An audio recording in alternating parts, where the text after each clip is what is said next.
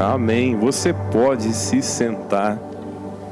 Mais uma vez, queria agradecer você que veio até aqui hoje, juntinho aqui com a gente compartilhar a palavra lado a lado aqui. Mas também queria agradecer, você que está em casa assistindo a gente. Tem gente de longe, tem um pessoal de muito longe que acompanha a gente todas as segundas, às vezes assiste a gravação. Tem o pessoal na academia, tem o pessoal que está em outro país, que lá é meio-dia. Os caras falaram, é o culto da hora do almoço, né? E pra gente, como o fuso horário é diferente, te dá aquela perdida. Mas é muito bom ter cada um de vocês aqui nesse lugar. Antes da gente começar a compartilhar a palavra com vocês, eu queria orar e pedir a direção de Deus e a orientação dEle sobre aquilo que nós vamos conversar aqui juntos. Senhor Deus, obrigado por essa noite, obrigado por esse tempo na Tua presença. Obrigado pela vida de cada um que veio até esse lugar, Pai. Obrigado por aqueles que estão em casa nos assistindo. Mas em especial, eu te agradeço o privilégio de poder compartilhar a Tua palavra. Que Teu Espírito Santo, Pai, fale, Senhor, ao meu coração, a Tua vontade, Pai. Que eu possa falar aquilo que venha de Ti. E Deus, se alguém chegou nesse lugar com o coração apertado, angustiado, preocupado, se existem coisas no coração dessa pessoa, Pai, que tem prendido ela, Senhor, Deus, eu te peço que a Tua mão de paz, de tranquilidade, de cura toque nela nesse instante. E que Tua paz, que excede todo entendimento, venha sobre a vida dessa pessoa.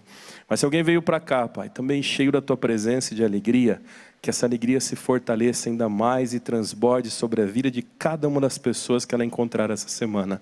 É o que oramos e te agradecemos aqui no nome de Jesus. Amém, amém, amém. Você já se irritou com alguém? Ninguém. Hoje, nos últimos 10 minutos, não? Você já se irritou com alguém? Já passou nervoso com alguém? Já, a gente se irrita com as coisas do dia a dia, não se irrita quando as coisas não saem, às vezes, do jeito que a gente quer, ou aquilo que você falou algumas vezes. Se você nunca se irritou, parabéns. Parabéns, você é um vencedor, porque as coisas nos irritam. Mas você conhece pessoas assim que estão o tempo todo irritadas? Às vezes pode ser uma dor que a pessoa sente, uma dificuldade que ela está passando, alguma batalha que ela está vivendo, mas tem. A irritação é algo que toma conta do coração da gente às vezes, e a gente vai deixando isso se inquietando, e daqui a pouco a gente não percebe, a gente está assim com todo mundo à nossa volta. E isso não é bom. Mas às vezes você vai falar assim, puxa pastor, mas já vi você falar tantas vezes que aquilo que mais nos incomoda, Deus quer nos usar. E é verdade. E às vezes você fala, eu fico irritado por isso. Que é essa inquietação que o Senhor me dá, que faz eu ficar com raiva e fazer as coisas acontecer. Mas olha, quando eu digo isso que inquieta o seu coração, que te incomoda, são aquelas coisas aqui de dentro, que parece que não sai da sua mente. E na realidade isso não te irrita. Isso te incomoda, faz com que você se mova, levante do lugar, que você faça algo. Agora tem aquela irritação, não, é raiva mesmo, é ódio das coisas, né? Aquilo não está saindo da forma que você queria e você fica nervoso. Vou perguntar, não precisa levantar a mão. Alguém aqui já ficou bravo no trânsito? Alguém já esteve andando? Hoje de manhã eu estava vindo para cá cedinho e está aquele trânsito pesado. E meu carro é um pouquinho mais alto, assim eu consigo ver um pouquinho mais para frente do carro, né? E aí você vê que o trânsito está parado e tem aquela pessoa que o carro fica parado porque ela está mexendo no celular. E anda uns 20 carros para frente, o trânsito tudo travado. E aí você faz o quê? Você buzina, você fica bravo. Eu paro, dou risada, eu olho para minha esposa, né? Eu tento vir sempre pela via calma. Eu falo para vocês, eu tento subir ali para ter um dia calmo, mas às vezes você está com mais pressa, hoje precisava. E várias vezes no trânsito. E parece que quanto mais isso me irritava, quanto mais eu olhava, parece que mais gente estava no celular. E aí parece que você consegue ver a tela do celular das pessoas, né? A cabeça da gente começa a se irritar com isso. E você vai deixando isso tomar conta do teu coração. E não vai fazer bem para o teu dia. Você pode ter certeza. Às vezes a gente está em casa, nas coisas do dia a dia. A casa está calma, as coisas estão tranquilas, as contas estão pagas. Está tudo em paz, o gato está lá dormindo tranquilo, feliz. E algo começa a inquietar o seu coração. E aí você começa a caçar coisas para ver o que está acontecendo. Você já viveu isso? Já viveu, mas não tinha o gato. Olha só uma das coisas. Esses dias eu cheguei em casa de viagem, eu estava muito cansado. E eu cheguei, deitei no sofá, encostei um pouquinho a cabeça. E eu tenho um problema. Se eu encostar no sofá, eu durmo. E eu não posso, tenho que chegar a tomar um banho e ir para a cama, eu tenho que fazer as coisas. Porque quando eu estou cansado, se eu sentar no sofá, eu apago. E sabe o que aconteceu? Lá em casa tem um mezanino, assim, a parte de cima. E eu cheguei cansado da viagem, a gente pegou umas conexões de voos longas. E eu deitei assim, encostei um pouquinho a cabeça para trás, comecei a olhar para o teto e eu vi o gato olhando para mim, da escada. E eu falei, puxa, tá com saudade, né? Aí eu olhei para o gato assim de canto, mas eu estava tão cansado. E o gato queria brincar. E sabe, a gente tem 2 gatos em casa. Ele morre de medo das coisas, é o alemão, vocês já viram nas fotinhos. E a outra é a Dini, essa é muito louca. Esse bicho já caçou calango, já fez um monte de coisa. Nesse dia que eu olhei para cima, de cantinho de olho, eu vi ela baixar a cabeça e dar aquela mexidinha assim, sabe? Quando o gato faz isso, é que ele vai pular. Mas eu estava cansado, e eu estava tão lento de raciocínio, que eu não percebi que ela ia pular em cima de mim. E eu não segurei. E deu em cheio. Mas bateu bem baixo assim mesmo, bem onde dói muito. E o gato bateu de um lado, ficou eu ajoelhado no sofá caído do outro, e o gato caído do outro canto, com a cabeçada que o gato deu. O gato só ficou assim, tipo, por que você não me segurou? E eu com aquela cara, por que você pulou? E eu fiquei uns 15 minutos ali agachado, ficando, meu Deus, eu vou matar esse gato, eu vou matar esse gato, eu vou matar esse gato, eu vou matar esse gato. Mas sabe, eu não sinto isso no coração, porque esse gato a gente adotou ele quando era pequenininha, era um filhotinho. E um pessoal abandonou essa caixa com gatinhos na frente de um pet shop, para que a dona do pet shop pegasse, choveu, a caixa encheu de água, a maioria dos gatinhos morreram e ela ficou boiando em cima. Olha que história triste, né? A história dela dava um filme. E a gente adotou ela assim, com dó dela, e pegou em casa. E naquele instante que eu estava bravo, com vontade de trazer uma segunda morte para a vida desse gato, eu lembrei do quanto esse bichinho fez bem para a vida da gente. Quanto foi gostoso brincar, correr. Eu tenho foto com ela pequenininha. Meu gato senta, dá a pata. A gente não tinha cachorro, então eu ensinei muitas coisas para o gato que ele faz com um cachorro. E eu comecei a olhar ela deitada, e eu olhei, ajoelhei e só fiz assim, vem cá, vem cá. E ela veio, abaixou a cabeça, eu fiz um cafuné na cabeça dela, só falei, não faz mais isso. E sabe, e comecei a dar risada. Porque qual a chance de você deitar no sofá e um gato pular de cabeça em você e te acertar bem lá, pastor? É muita mira, é muita... Eu olho que algumas coisas acontecem no nosso dia, talvez para roubar a nossa felicidade, talvez para nos irritar. Mas tem coisas que acontecem que vão além disso. E a gente deixa exceder. Tem um texto na Bíblia, eu gosto muito. Essa carta de Paulo aos Efésios foi escrita quando Paulo estava preso em Roma. Mesmo privado da liberdade dele, Paulo se mostra verdadeiro na liberdade, naquilo que ele cria em Cristo e na vitória que ele tinha e nós temos sobre as coisas do mal. Eu gosto muito porque nos capítulos anteriores Paulo fala sobre a unidade, a maturidade, a gente pregou sobre isso, e ele fala sobre a vida no Espírito, fala sobre relacionamentos. Mas aqui nesse texto, Paulo fala algo tremendo para a nossa vida, que muitas vezes a gente não entende. Ele nos mostra que não lutamos contra pessoas, nem contra coisas, mas contra as forças espirituais malignas que nos tentam nos afastar de Deus. Olha só comigo, abre lá a sua Bíblia, Efésios capítulo 6, versículo 10 ao 18. Alguns talvez vão falar de cor, alguns já sabem o que o texto fala, mas lê juntinho comigo aqui especial. Essa versão que eu vou ler está na NVI, nova versão internacional. Pode ser que ela fale um pouquinho diferente algumas palavras das palavras que você tem na sua Bíblia, mas conta exatamente a mesma história, tá? Efésios capítulo 6, versículo 10 ao 18. Versículo 10 começa assim: finalmente, fortaleçam no Senhor, no seu forte poder.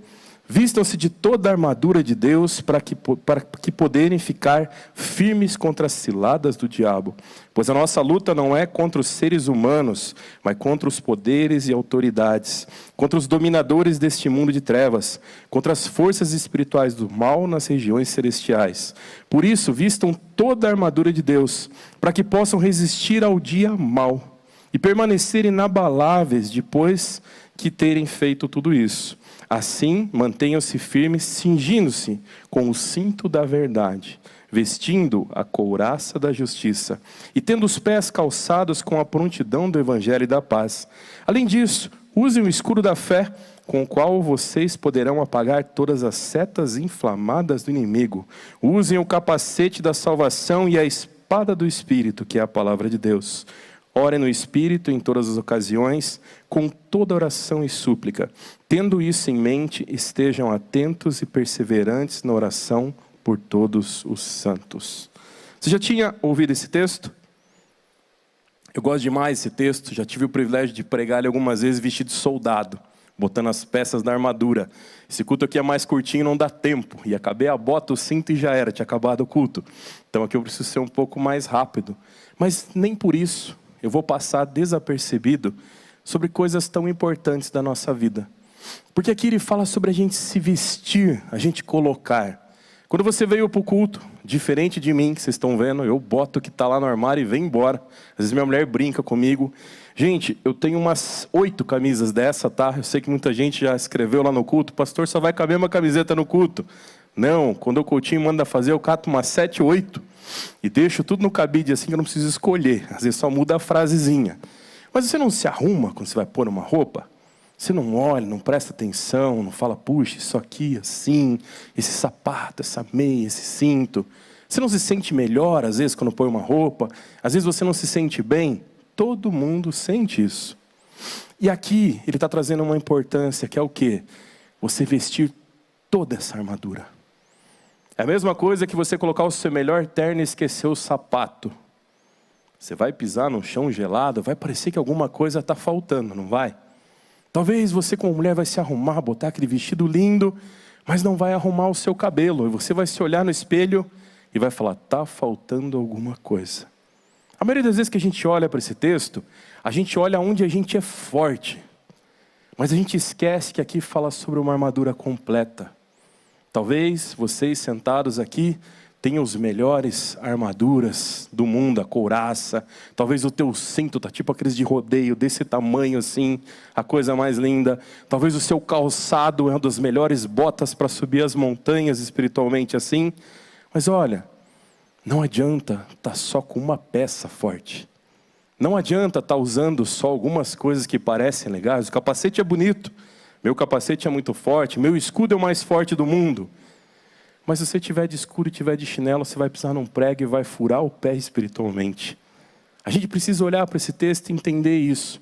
E uma das primeiras coisas que ele fala, no versículo 14, a primeira parte, cingindo-se com o cinto da verdade. É importante a verdade? É muito importante. Tá? Talvez você olhe e fale assim, puxa, nem tudo, se eu falasse toda a verdade da minha vida, de todas as coisas, eu teria algumas complicações. É aquela famosa história, se minha mulher vender as coisas que eu comprei pelo preço que eu falei que eu paguei, estou perdido, né? Eu não vivo isso, lógico, mas muitas vezes os homens vivem isso de alguma forma. E assim a nossa vida é. A gente coloca as mentirinhas e as mentironas, quando na realidade é a falta de verdade. E eu falo para você, quando a falta da verdade, não é a falta de conhecimento, não é a falta de esclarecimento, não é a falta das coisas que às vezes você não entende. Você sabe que aquilo não é a verdade. E você quer insistir, quer fazer com que aquilo aconteça. E aí a humanidade já criou ali uma história que diz que uma mentira dita milhares de vezes ou várias vezes torna-se uma verdade. Não vai se tornar. Talvez você olhe isso no princípio quando você vai fazer com alguém.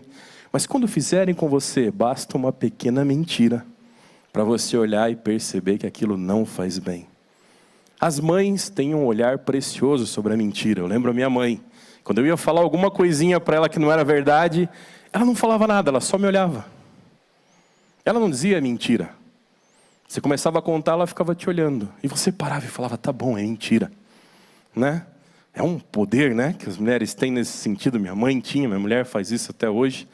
Só dá uma olhadinha de canto.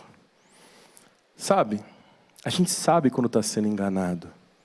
A gente sabe quando a mentira está à nossa volta. De todas as coisas que a gente vê Deus criar na Bíblia, Deus cria coisas sensacionais.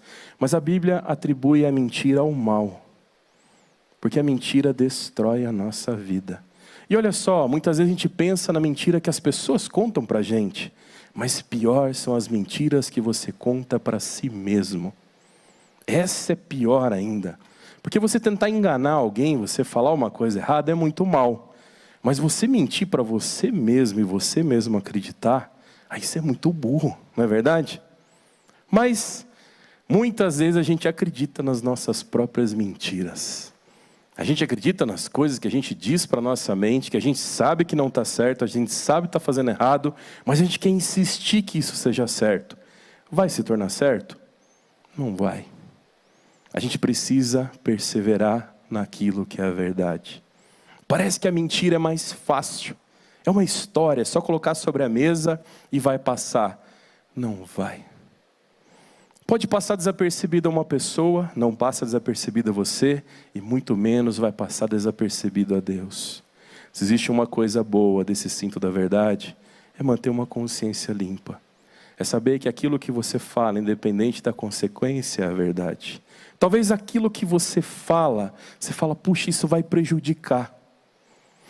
Existe aquela pessoa que é super sincera, que ela vai falar assim, mas se eu falar a verdade, você vai se ofender. A gente tem que cuidar o que fala. Porque a palavra fala que muitas vezes aquilo que contamina o homem não é o que entra, mas é o que sai da boca. E às vezes essa super sinceridade, você não está falando a verdade, você está falando o que você acha. Você está falando o que você pensa, e não aquilo que é correto. Eu já me enganei com coisas que eu falei. E eu pude voltar atrás e mandar uma mensagem para a pessoa e falar, você estava certa. Eu estava errado. E sabe, era algo que a minha mente dizia, está correto. É assim que você pensa, é assim que as coisas acontecem à sua volta. Mas não era. Deus já usou muitas pessoas para falar comigo e me mostrar que algumas coisas que eu pensava não era daquela forma. Aqui, no começo dessa armadura, a gente entende que a gente precisa colocar o cinto da verdade à nossa volta toda. Não é parcial.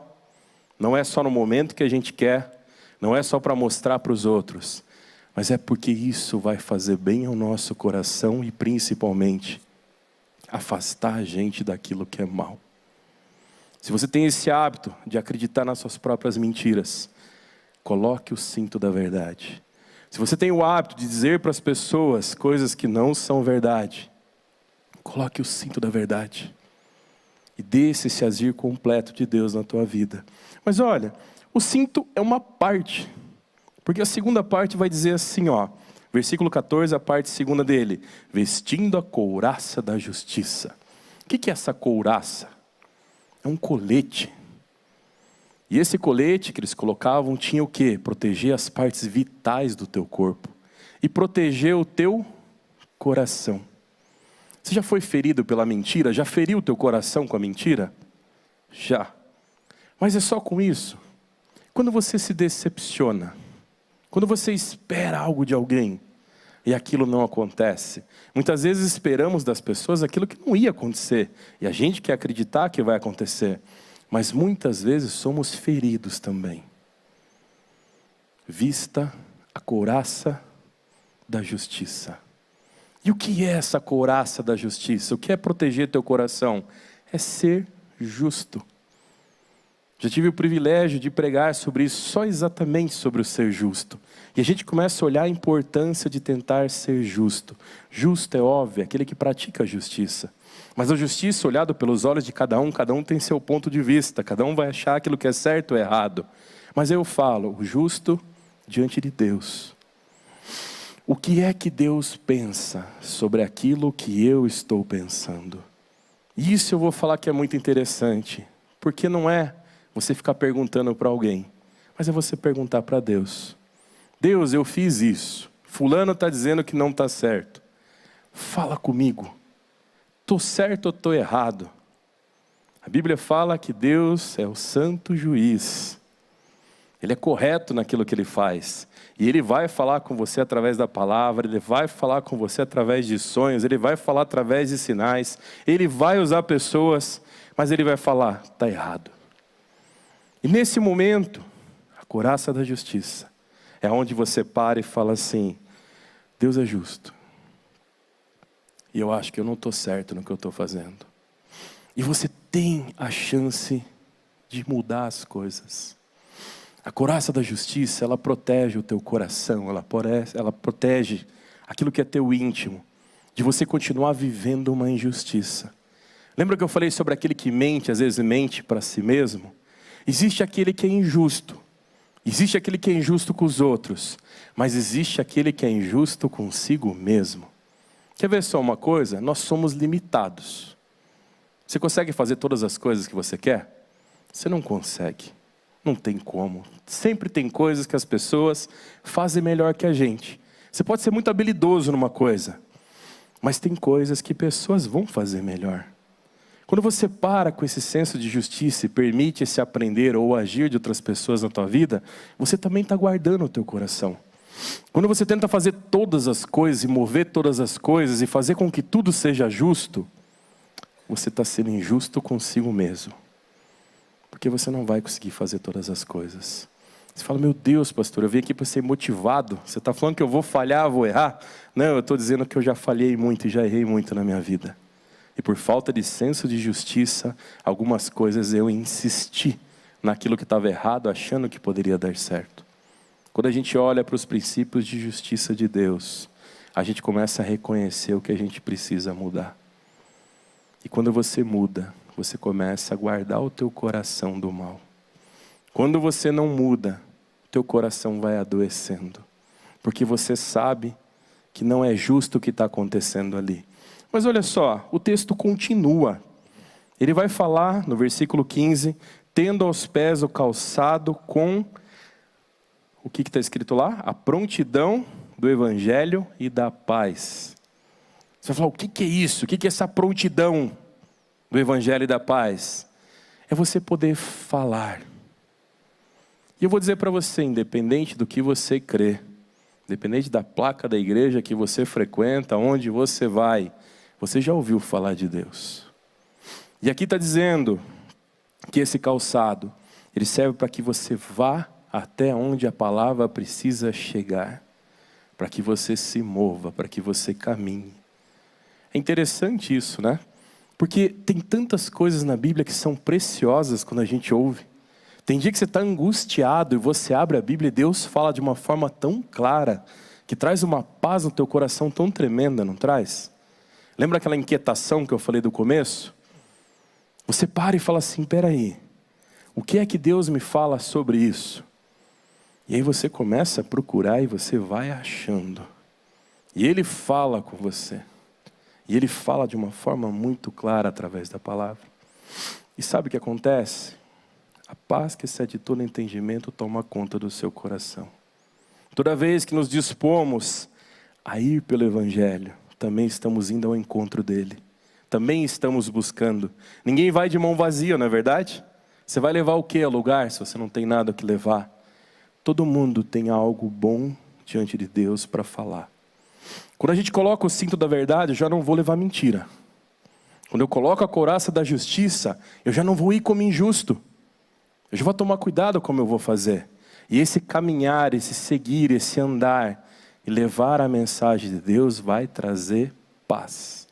E como é que eu faço isso? Eu vou decorar versículo agora, pastor. Vou começar a decorar a Bíblia e eu vou andar no trânsito. Quando o cara estiver lá com o celular lá, eu vou falar um versículo lá de trás para ele. Eu vou trocar a buzina do meu carro por um versículo da Bíblia. Não é isso. Sabe, muitas vezes você olha para uma pessoa e diz que Deus te abençoe. Que a paz do Senhor esteja contigo. Isso é você começar a levar a palavra a alguém. Isso é começar a dizer aquilo que é bom. Porque se você desejar o mal, Deus não vai te ouvir. Deus coloca a tua mão de justiça, de verdade, de poder e de fúria sobre a vida do irmão. É você que precisa de ajuda. É você que está com raiva. É você que está perigoso. É você que tem que tomar cuidado. É muito ódio, tipo faixa branca no tatame, não dá? Tem que ser menos ódio, tem que ser mais tranquilo. Comece a exercitar isso na tua vida. Comece a ler a Bíblia e ver que coisas tremendas Deus fala contigo. E comece a compartilhar com as pessoas aquilo que Deus tem falado com você. Existem pessoas que talvez não vão ligar, mas vão ouvir. Existem pessoas que vão falar com você. Às vezes, como casal, você fala assim, acabou o assunto, não tem mais o que falar um com o outro. Então vai lá, abre a Bíblia lá e fala assim, puxa, olha esse texto aqui. E Deus vai falar coisas tremendas com vocês. Por que eu estou falando isso? Porque eu busco assim. Porque eu tento entender Deus dessa forma. Eu tento entendê-lo através da palavra. Mas eu deixo Deus usar pessoas na minha vida. E para isso, muitas vezes, aonde eu vou, eu estou indo ao encontro de pessoas que vão falar comigo. Contei para vocês que numa viagem recente, voltando do Amazonas, um pastor, numa tempestade que a gente estava orando, eu contei esse sermão passado. E eu olhei para ele e falei, você correu na frente? O Gui estava junto comigo, estava orando de madrugada lá. E esse pastor falou, não, eu diminuí o barco e deixei a tempestade passar. Eu falei, quantas vezes eu estou com o barco correndo na frente da tempestade? Quando a gente olha o calçado do Evangelho da Paz, é esse tipo de palavra. Até contar as tuas tempestades vai trazer paz à vida das pessoas. Até falar sobre as suas batalhas vai trazer motivação à vida das pessoas. E às vezes você vai falar assim, mas eu pensei que era pregar, pastor. Aqui é o último lugar. Aqui é o último. É a nossa vida que as pessoas estão lendo. É o que nós fazemos, é o que nós somos. Não adianta eu criar um monte de confusão num monte de lugar por onde eu passo, deixar um rastro imenso de sujeira e aí abrir a palavra para falar. Não faz diferença nenhuma. Não adianta eu querer juntar uma multidão de pessoas comigo para mim falar um monte de coisa bonita que ninguém vê eu viver aquilo. Nós somos falhos, a gente não é perfeito. Mas a gente precisa buscar e olhar para Deus aquele que é perfeito. E entender que as coisas podem ser melhores. Entender que talvez não vão ser perfeitas, mas podem ser melhores. Quando a gente olha para esse trecho desse texto, eu entendo que eu preciso ir.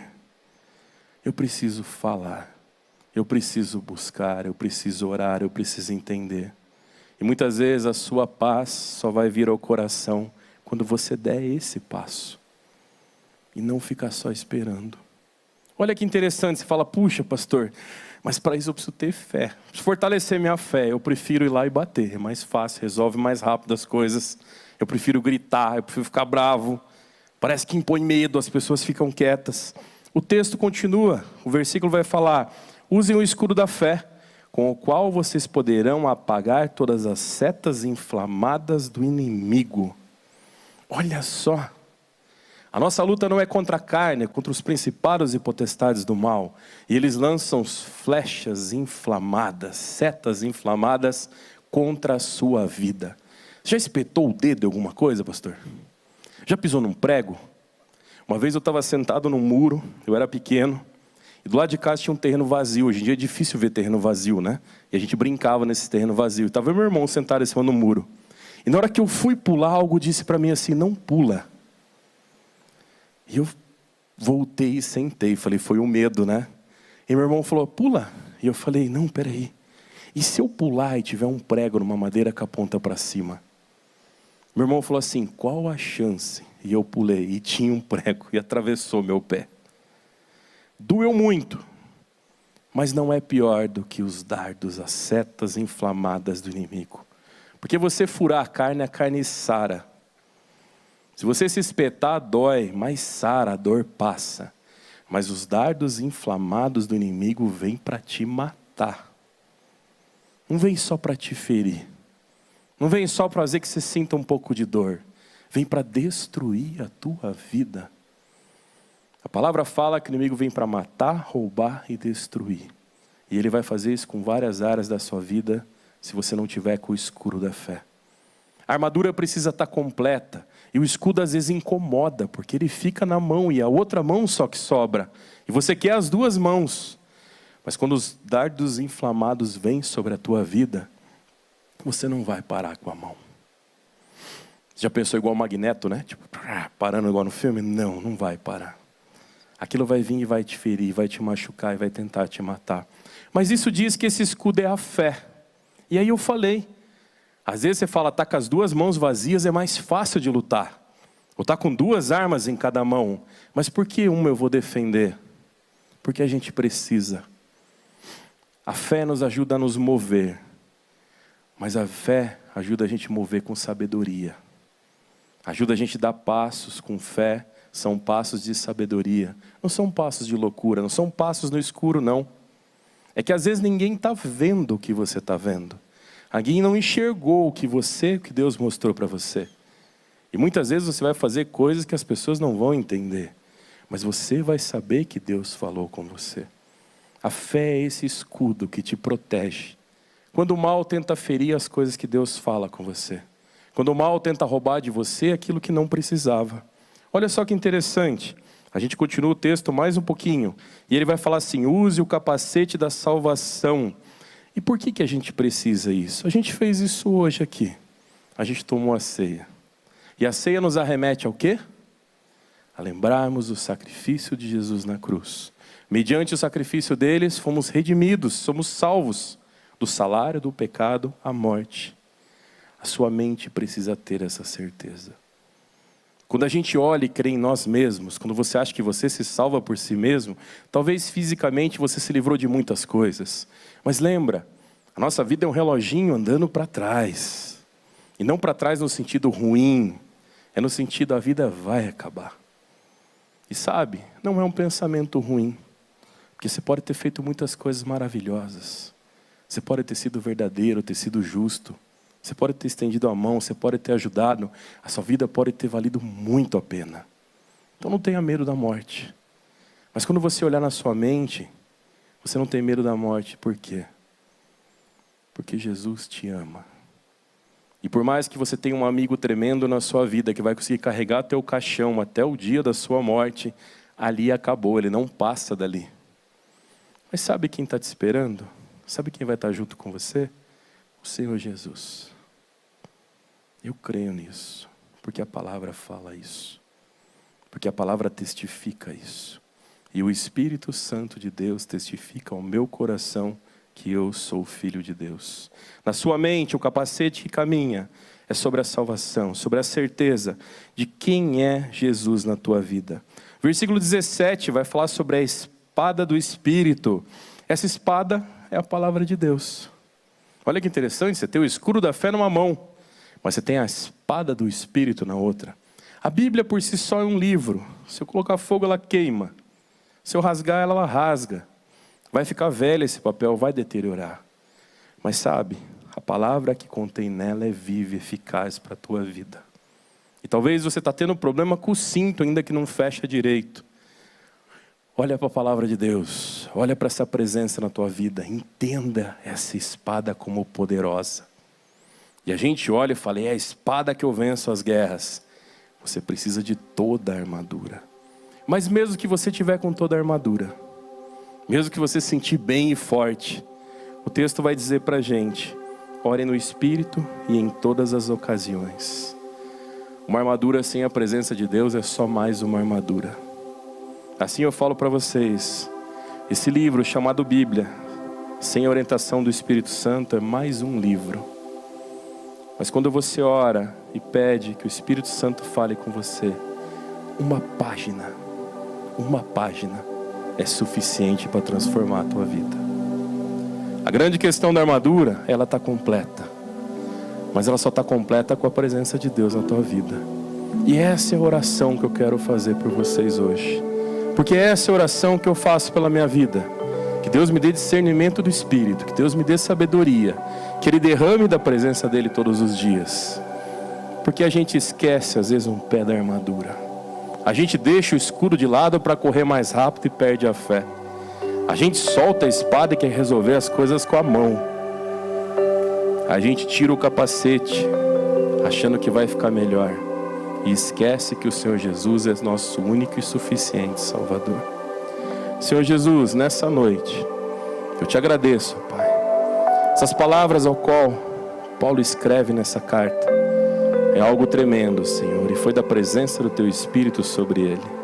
Nessa noite eu te peço, se alguém aqui, ó Pai, ainda deixa as peças da armadura soltas pela casa, fortalece esse meu irmão para que ele possa se revestir de toda a armadura, ó Pai. Mas existem muitas pessoas que se vestem com armadura, se olham no espelho e se sentem totalmente protegidas, ó Pai. E totalmente de uma forma que nunca serão derrotadas. O que eu te peço, Pai, que a presença do Teu Espírito traga sabedoria e discernimento. E sabemos que a armadura, ó Pai, sem a Tua presença não é nada. Por isso oramos e Te agradecemos aqui. Louvamos e engrandecemos o Teu nome, ó Pai. Porque muitas vezes alguns se julgam mais, outros se julgam menos. Quando na realidade o Senhor é o maior de todos, ó Pai.